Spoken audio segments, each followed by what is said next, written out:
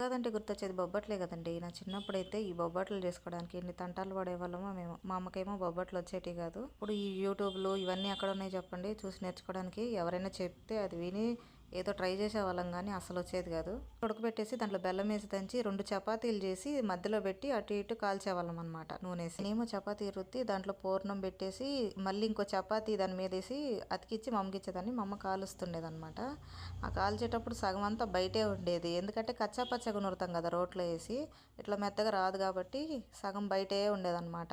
ఇప్పుడు ఉగాదన్నా కూడా నాకైతే ఆ బొబ్బట్లు అట్లా చేసుకునే రోజులే గుర్తొస్తాయి అనమాట. ఇంకా తర్వాత ఈ ప్రాసెస్ అంతా నేర్చుకున్న తర్వాత ఇదే ఫస్ట్ టైం అనమాట మా అమ్మకి చేసి పెట్టడం.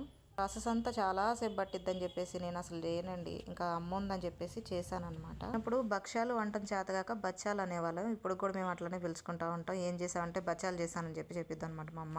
అమ్మ కూడా నేర్చుకుందంట, మా చెల్లి నేర్పించిందంట ఈ మధ్య ఈ భక్ష్యాలు చేయడం. ఇప్పుడు నేను వేసిస్తే ఇంకా కొంచెం సేపు కాలాలి అని చెప్తుంది నాకు. వీడియో నచ్చితే లైక్, షేర్ అండ్ సబ్స్క్రైబ్.